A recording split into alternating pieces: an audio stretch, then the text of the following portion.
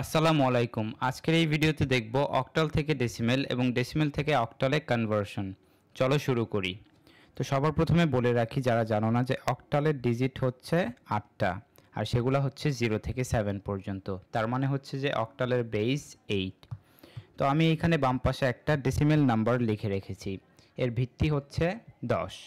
তো আমরা এবার এটাকে অক্টালে কনভার্ট করব। আর আমরা জানি যে ডেসিমেল থেকে আমরা যখন অন্য কোনো বেস সিস্টেমে কনভার্ট করি তখন ওই বেস দিয়ে আমাদেরকে ভাগ করতে হয়। তো আমরা সেটাই করব। তো এই নাম্বারটাকে আমি 8 দিয়ে ভাগ করা শুরু করছি।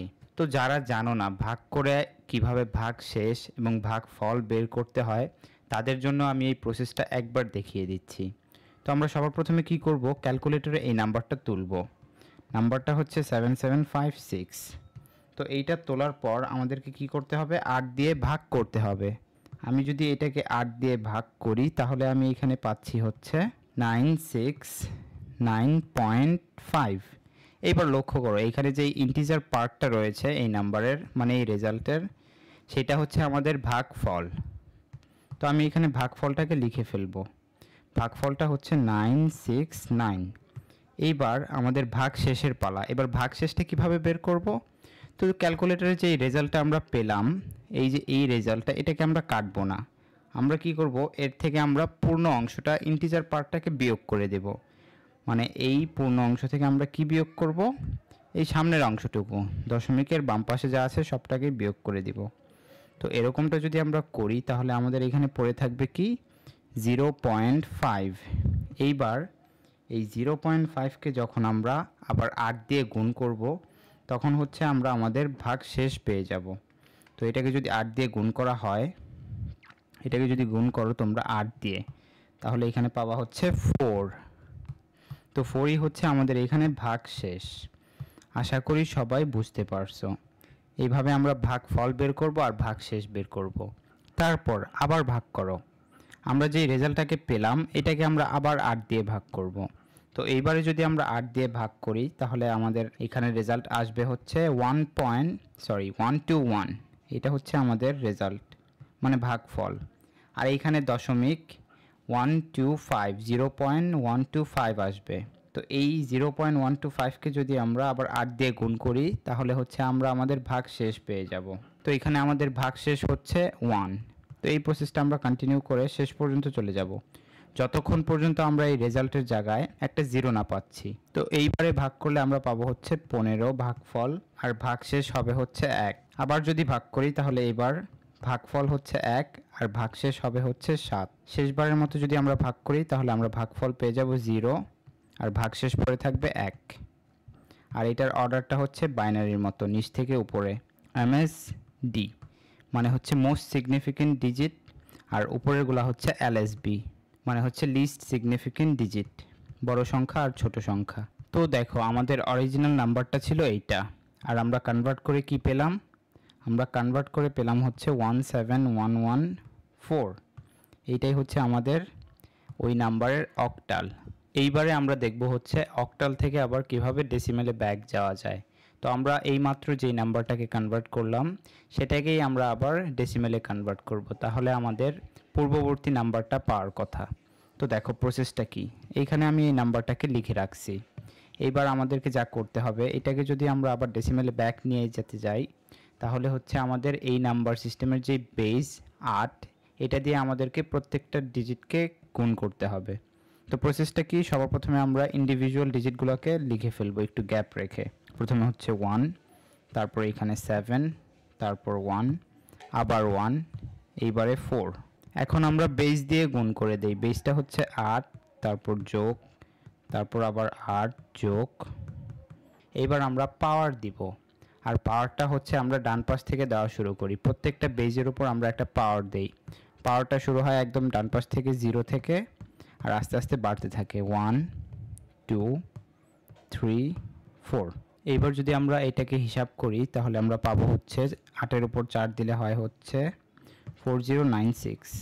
এরপর 8-এর উপর কিউব দিয়ে এবং তার সাথে 7কে যদি আমরা গুণ করি তাহলে আমরা পাবো হচ্ছে 3584। এরপরে হচ্ছে 8-এর উপর স্কয়ার মানে 64, 1 দিয়ে গুণ করলে 64 থাকবে। এরপর হচ্ছে সিঙ্গেল 8, আর সবশেষে হচ্ছে 8 এর উপর 0 মানে 1, আবার 4 দিয়ে গুণ করলে হবে 4। এইবার যদি আমরা সব কয়টা নাম্বারকে যোগ করি তাহলে আমরা আবার পূর্ববর্তী নাম্বারটা ফিরে পাচ্ছি। এইটাই হচ্ছে আমাদের কনভার্সন অক্টাল থেকে আবার ডেসিমেলে। এইবারে আমরা এই সেম নাম্বারটাকে আবার অক্টালে কনভার্ট করব। তো দেখো এখানে সামান্য একটু চেঞ্জ আছে, এখানে আমি দশমিক দিয়ে দিয়েছি মাঝখানে। তো এরকম যখন থাকবে তখন আমাদের প্রসেসটা সামান্য একটু চেঞ্জ হবে। সবার প্রথমে আমাদেরকে এই পূর্ণ অংশটাকে আলাদাভাবে অক্টালে কনভার্ট করতে হবে। তো চলো সেটা করি। এখানে যদি আমি 77কে 8 দিয়ে ভাগ করি তাহলে এখানে হবে হচ্ছে 9, আর ভাগশেষ থাকবে হচ্ছে 5। তারপর যদি আমরা আবার ভাগ করি তাহলে এখানে পাবো হচ্ছে 1 ভাগশেষ 1। শেষবারের মতো করলে এখানে পাবো হচ্ছে এইটা। আর অর্ডারটা ঠিক সেম নিচ থেকে উপরে। এইবার আসো ফ্র্যাকশনাল পার্টে। দেখো এখানে ফ্র্যাকশন পার্টটা লিখছি। এইবার হচ্ছে আমাদেরকে আমরা যেই নাম্বার সিস্টেমে নিতে চাচ্ছি তার বেস দিয়ে আমাদেরকে গুণ করতে হবে। তো আমরা নিব অক্টালে, তার জন্য আমরা 8 দিয়ে গুণ করব। তো এখন এটাকে যদি আমরা 8 দিয়ে গুণ করি তাহলে আমরা পাবো হচ্ছে 4.48। আমি এখানে লিখে ফেললাম। তো এইখানে খেয়াল করো যে রেজাল্টটা আসবে 8 দিয়ে গুণ করার পর, সেখান থেকে আমরা যে পূর্ণ অংশটা আছে এইটাকে আমরা লিখব হচ্ছে এইখানে বাম পাশে। তো চলো লিখে ফেলি। এইখানে হবে হচ্ছে 4। আর এইবার যে ফ্র্যাকশনাল পার্টটা আছে ওইটাকে লিখব হচ্ছে ডান পাশে 4.8। এইবার আমরা কি করব, আবার এটাকে 8 দিয়ে গুণ করব। তো এইবারে যদি 8 দিয়ে গুণ করি তাহলে এটা হবে হচ্ছে 3.84। তো আমাদের রেজাল্ট আসছিল 3.84। 3টাকে লিখছি বাম পাশে আর 0.84কে লিখছি ডান পাশে। এই প্রসেসটা আমরা কন্টিনিউ করতে থাকবো যতক্ষণ পর্যন্ত আমরা একটা পূর্ণ রেজাল্ট না পাচ্ছি।